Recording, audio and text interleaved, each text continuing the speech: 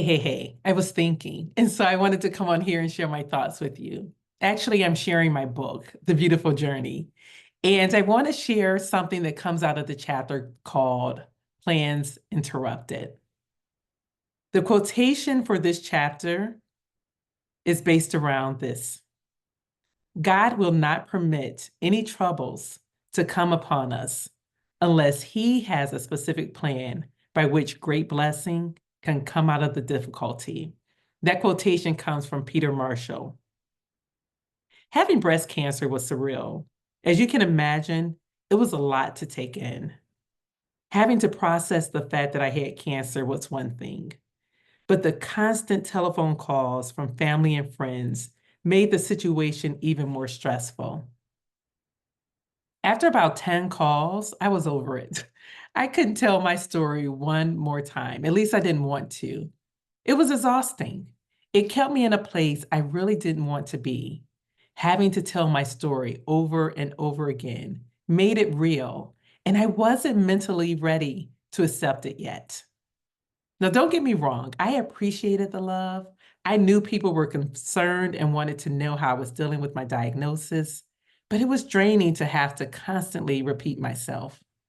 I know you're probably thinking, why didn't you just stop answering the phone?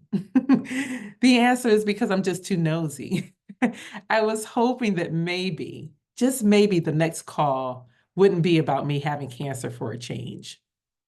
One of my dear friends, Justine, suggested I created a blog to keep my family and friends informed of my journey so I wouldn't have to repeatedly share the details. What a great idea. I decided to take heed to her suggestion and I blogged throughout my battle.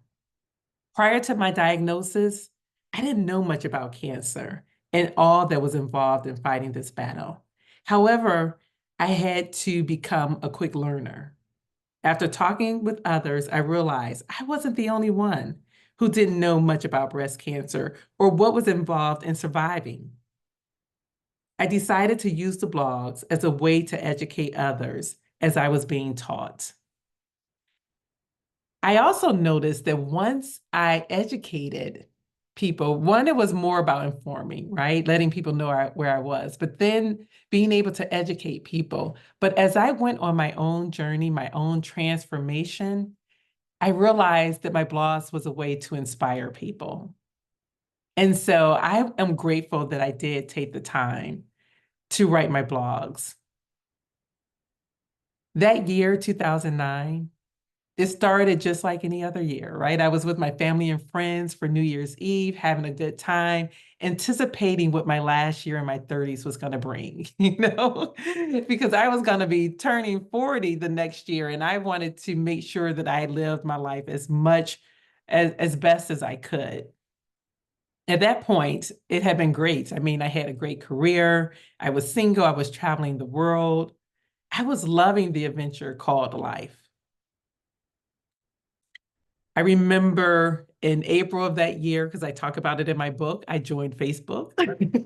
And I literally laugh out loud as I said that. I joined Facebook because I went to visit a friend in Chicago and he was telling me, like, you have to get on. And I'm like, okay. So I decided to get on Facebook because it was a great way for me to connect with people. In May of that year, I went to the Kentucky Derby, drove down to Louisville with some of my friends, and we had a wonderful time sipping mint juleps and gambling. I think I won $12 that year. So fun times. Went to a Tom Joyner party. If you don't know who Tom Joyner is, don't worry about it. But he throws some great parties and great parties with a purpose. I remember in June, I went with some of my coworkers to Dallas. We had volunteered to help with the Juvenile Diabetes Research Foundation at a camp. And I remember it was 100 something degrees, and we were with the children and young adults playing games, eating great food, educating the families about my company's insulin pumps and how they work great for, juvenile diabetes. That was the same time I remember we were coming home from the camp. We were on a bus going back to the hotel. And that's when we got news that Michael Jackson had passed away. And I can tell you that I was sick. I had loved Michael Jackson since I was a kid, just like most people. I had grown up with him, had the opportunity to see the Jackson Five, and could not believe that he had passed away. At that time, the only outlet source was TMZ. I think that's when they got their credibility because we didn't know who they were before that. MSN wasn't reporting it, nor was CNN. But yeah, he had passed away, as we all know. And I was devastated because in July, I was traveling to London to see the opening day of his This Is Us tour. So, you know, I just wanted to experience him, the him that had people fainting. I wanted to be in that energy. And unfortunately, it didn't happen. But I did have a wonderful time in London. On the day we were supposed to see Michael Jackson, went to Paris and had a wonderful time. And it was tons of people there. So we still was able to celebrate him. Unfortunately, we just couldn't see the concert. I remember in September, I had taken a solo vacation. I went to Myrtle Beach and had a great time. But I came back on Sunday, and Monday was when I received the results of my biopsy. And that's when my life, my plans were interrupted. And, when I think back on that, it still seems surreal to me that that is part of my life. Since then, I had gone through cancer again. But, it's just surreal when I go back and think about it. Prior to my diagnosis, I didn't know many people who had cancer. My grandmother was diagnosed when she was 83, but at that time they said, if you live long, you're going to get diagnosed with cancer eventually. And so it was not a big deal. She had her breast removed, and that was that. I mentioned my sister had passed away. She had died from cancer as well. When she passed away, I believe she was 40. And so around the same age. And I just kept saying, like, her story is not my story. Her story is not my story. I loved my sister.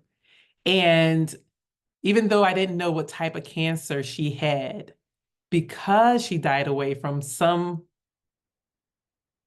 female issue, cancer, whether it was GYN or breast, I didn't think it was breast, but it allowed me to be able to have mammograms starting at the age of 30. And so I was blessed in that situation because had I not been able to get them in my 30s, I may not have caught it when I was in my 39th year of living. So, well, really, it would have been my 40th, but I was 39. So I wouldn't have caught it then because I wouldn't have been able to have a biopsy or a mammogram, I should say, at that point. And, I just am grateful for the fact that, I had that opportunity with my sister. I also had an aunt. She wasn't an aunt, blood related, but she had leukemia, and so I had dealt with that. But like I said, it was only a few people at the time who I had known personally that dealt with cancer. And so it was scary. Yeah, it was scary. But what I wanted to share from this chapter about plans being interrupted are the reflection questions. I didn't know what the cancer diagnosis meant for my life, but I knew I had to give it to God, trust that He would heal me from this affliction and allow me to use this experience as a testimony of His grace and mercy. I knew with my faith, I had already had the victory. Still, I had to get ready to fight with all my might. The questions that I have for you is to just think about this. Like, what previous plans did you have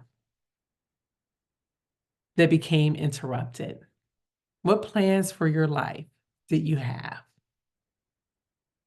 that became interrupted? I will talk about some of those things that didn't happen as I thought it would later on, but just think about that.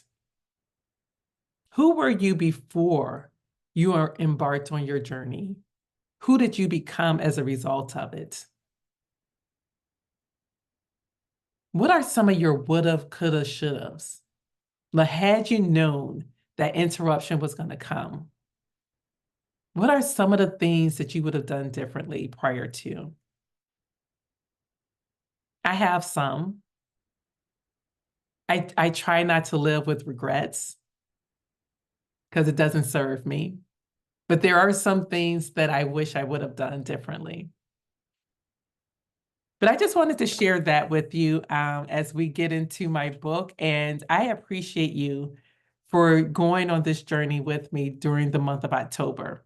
As I said, I just want to give hope to people, those who are hopeless, to encourage those who need encouraging, and inspire those who are on their own beautiful journey.